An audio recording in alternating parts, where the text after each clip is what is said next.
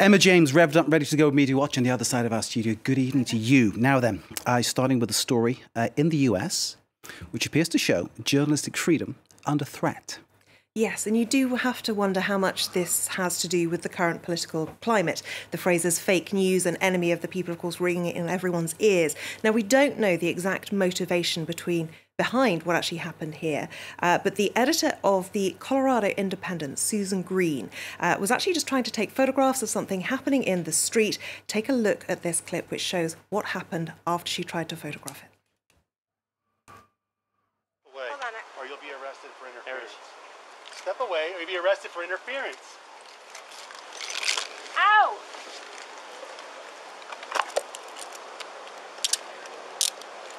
Stand up straight and act like a lady. Stand up and act like a lady.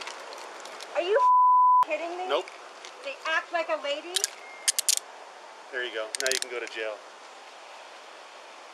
Now, this actually happened back in July, but the police body cam footage has only just been made available.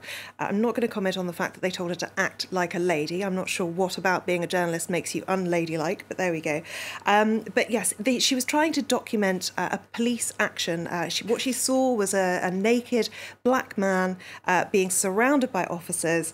He was put into handcuffs and taken away, and she was concerned that perhaps this could be an example of heavy-handed policing. So she wanted to document it. This is one of the images that she took before those police officers intervened. Now, she was only held for about 10 minutes or so, and she was then released. She hasn't taken legal action herself. She's waiting to see exactly what the internal investigation by Denver Police Department turns up.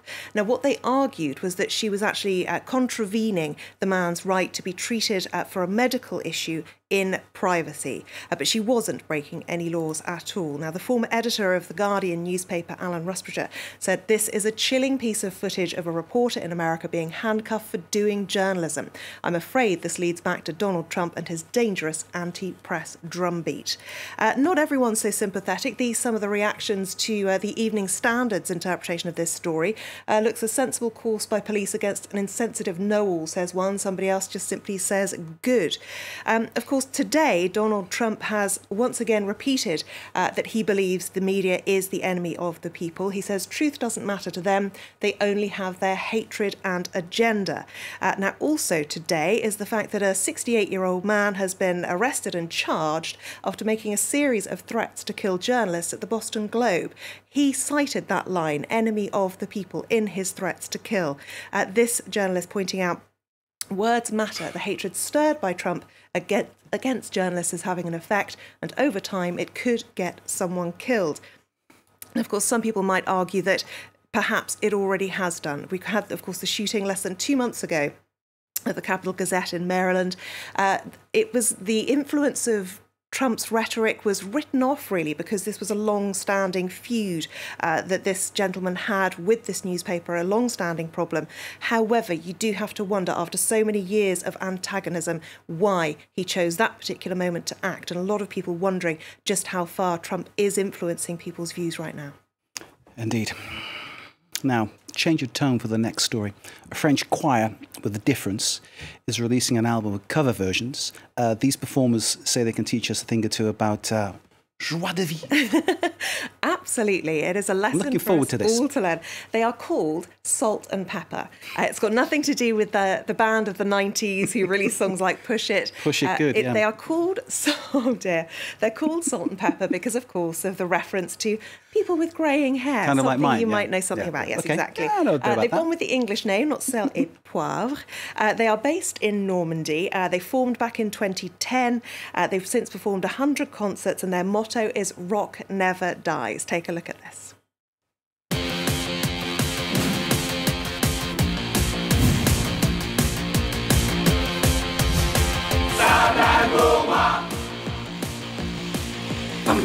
Guarda con cascaggi sur mon lit à bouffer sa lampe en buvant dans mon whisky quant à moi.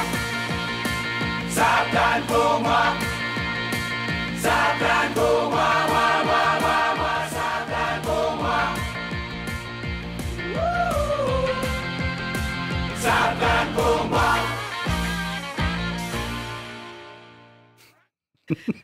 I love it. I have to say, they have an average age of 68.